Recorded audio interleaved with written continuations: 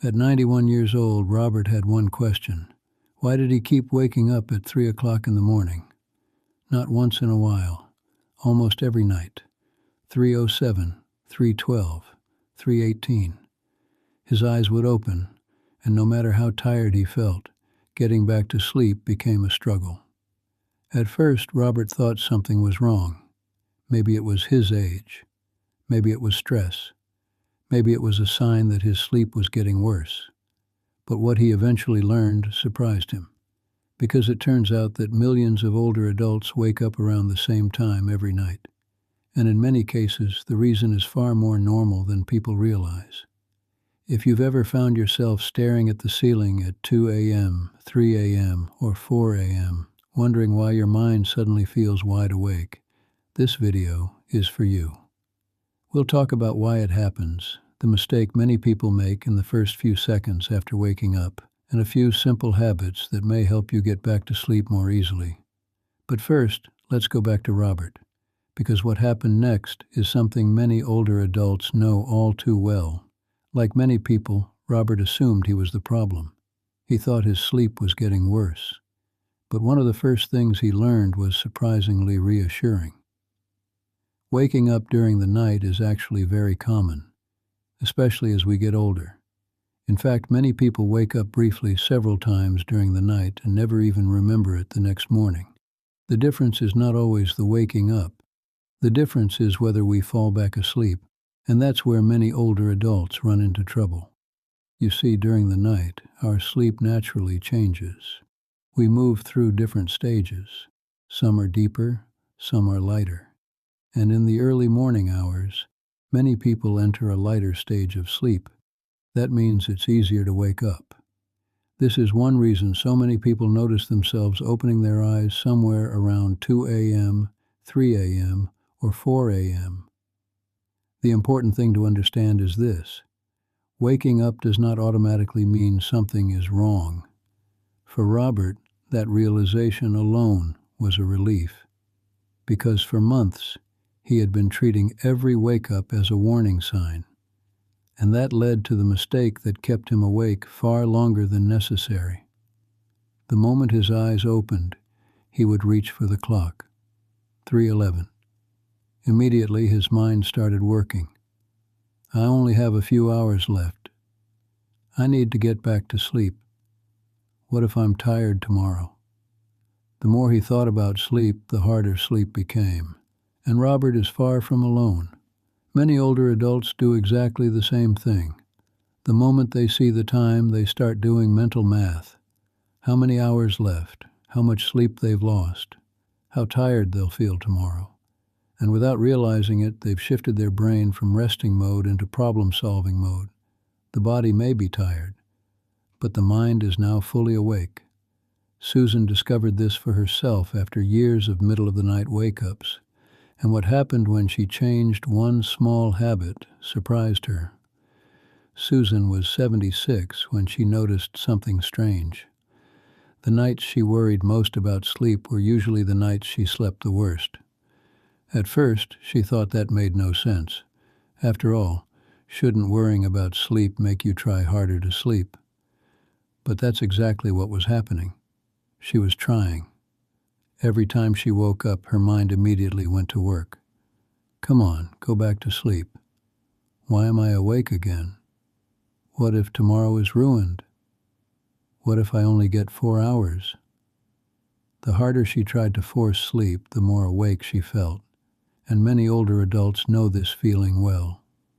The body feels tired, but the mind starts racing.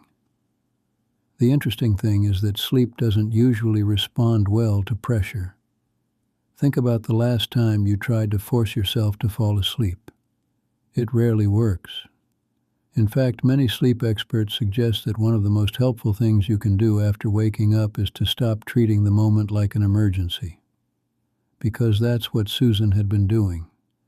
Every wake-up felt like a problem that needed to be solved immediately, and every problem triggered more thinking, more worry, more frustration. One evening, she decided to try a different approach. Instead of fighting the wake-up, she simply reminded herself of something important.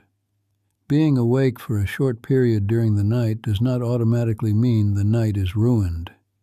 That simple shift reduced some of the pressure she had been placing on herself, and over time she noticed something surprising. The less she panicked about being awake, the easier it became to drift back to sleep. Now that doesn't mean she fell asleep instantly every time, and it doesn't mean every night became perfect, but she stopped turning a brief wake-up into a 2-hour battle. And that brings us to something many people have never heard of, a concept that helped Robert and Susan look at these nighttime wake-ups very differently. Because even when you're lying quietly in bed and not fully asleep, your body may not be getting as little rest as you think. And understanding that idea can remove a tremendous amount of middle-of-the-night stress. For years, George believed something that made his nights much harder than they needed to be. If he wasn't asleep, he assumed he was getting no benefit at all. So whenever he woke up at 3 a.m., the countdown began. I've already lost an hour. Now I've lost 2. Tomorrow is going to be terrible. The more he watched the night slipping away, the more frustrated he became. And frustration has a way of keeping people awake. Then one day, he came across an idea that completely changed how he viewed those middle-of-the-night wake-ups. The idea was simple. Rest and sleep are not exactly the same thing. Now, sleep is important, very important, but many people don't realize that lying quietly in a dark, comfortable room can still provide some level of restoration and recovery. In other words, the moment you wake up does not automatically mean all benefit has stopped. For George, this realization was surprisingly freeing, because instead of thinking, I'm failing at sleep again, he started thinking, my body is still resting. That small change reduced a tremendous amount of pressure, and pressure is often the real problem. Think about it this way. Imagine 2 people wake up at exactly 3 a.m. The first person immediately becomes anxious. They start calculating hours, checking the clock, worrying about tomorrow, fighting to force sleep. The second person simply rests. They stay comfortable, they stay calm. They remind themselves that being awake for a short period is not a disaster. Who do you think is more likely to drift back to sleep? For many people, the answer is obvious, because sleep tends to arrive when we stop chasing it. And that may be one of the most reassuring things an older adult can hear. A brief wake-up does not mean the night is ruined. One restless night does not mean your sleep is broken. And waking up at 3 a.m. does not automatically mean something is wrong. In fact, for many older adults, the stress created by the wake-up becomes far more disruptive than the wake-up itself. Once George understood that, something interesting happened. He stopped fighting the night. And when he stopped fighting it, many nights became easier. Not perfect, but easier. And that leads to another mistake many people make after waking up. A mistake that feels helpful in the moment, but often makes getting back to sleep much harder. George thought he was helping himself. Every time he woke up during the night, he had a routine. He would sit up, walk into the kitchen, sometimes turn on a light, sometimes check his phone, sometimes look out the window. It felt harmless. After all, he was just trying to relax. But over time, George noticed something. The longer he stayed out of bed, the more awake he felt. And many older adults do something similar. They wake up. They start moving around. They begin checking things. The time, the phone, the weather, tomorrow's schedule. Before they realize it, their brain is fully shifted into daytime mode. The problem is that the body and mind respond to attention. Whatever we focus on tends to grow. If we focus on worry, worry grows. If we focus on frustration, frustration grows. And if we focus on the fact that we're awake, we often become even more awake. That's why many sleep experts suggest keeping the middle of the night as calm and uneventful as possible. Think of it this way. Your goal is not to convince your body that morning has arrived. Your goal is to remind your body that the night is still continuing. For George, that meant making a few simple changes. When he woke up, he stopped checking his phone. He stopped turning on bright lights unless absolutely necessary. He stopped treating the wake-up like a problem that needed immediate action. Instead, he kept things simple: quiet room, comfortable position, slow breathing, no rush, no pressure. And while the results were not instant, something gradually changed. The wake-ups became less dramatic, less frustrating, less stressful. And when the stress became smaller, getting back to sleep often became easier. Now, there was one habit George found especially helpful. It didn't require any equipment. It didn't cost anything. And it took less than a minute to begin. In fact, many people use it whenever their mind feels active in the middle of the night. And if you've ever felt your thoughts racing after waking up, this next technique may be worth knowing. Let's talk about that now. Carol was 82 when she finally stopped trying to win the battle against sleep. For years, whenever she woke up during the night, she treated it like a problem that needed to be solved immediately. The harder she tried to sleep, the more awake she became. The more awake she became, the more frustrated she felt. And the more frustrated she felt, the longer she stayed awake. It was a cycle many older adults know all too well. Then one evening, her daughter shared a simple piece of advice. Instead of focusing on sleep, focus on relaxation. At first, Carol wasn't convinced, but she decided to try.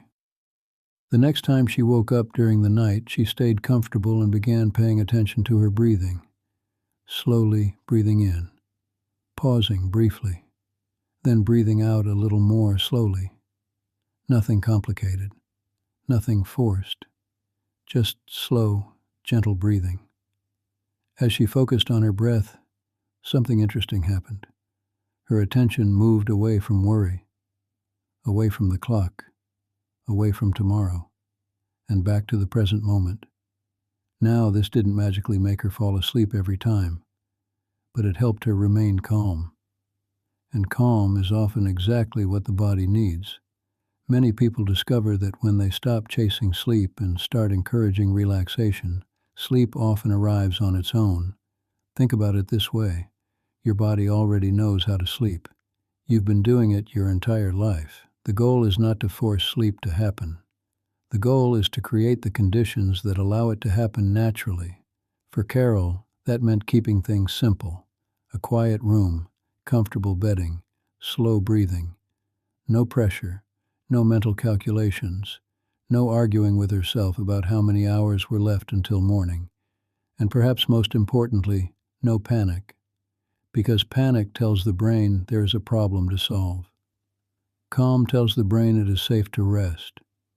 If you remember only one thing from today's video, let it be this: waking up during the night is often far less disruptive than the fear and frustration that follow it. When we reduce the fear, we often make it easier for sleep to return. And that realization changed the way Carol approached her nights. It may help you change yours as well. Because after speaking with countless older adults, one pattern appears again and again. The people who sleep best are not always the people who never wake up. Often they are the people who know how to stay calm when they do.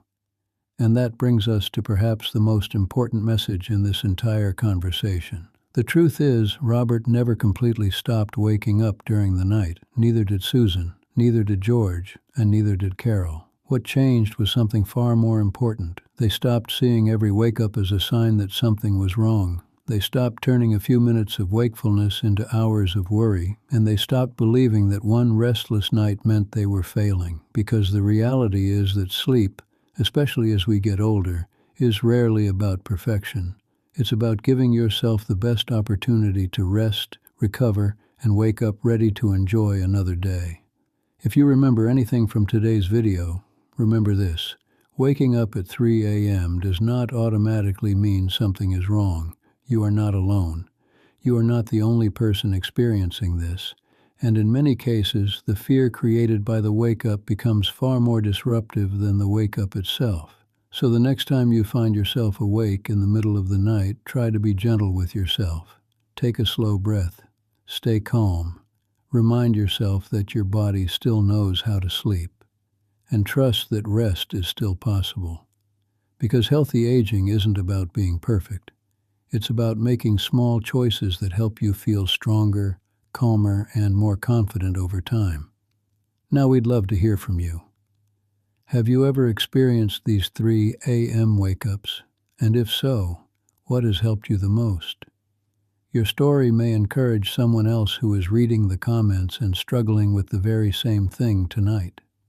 If you found this video helpful, consider sharing it with a friend, spouse, sibling, or parent who may also be dealing with restless nights. Sometimes a simple conversation can help someone feel less alone. And if you'd like more conversations about healthy aging, independence, purpose, sleep, relationships, and living well in later life, we'd be honored to have you join our community by subscribing. Thank you for spending these moments with us. Take care of yourself, and we'll see you again soon.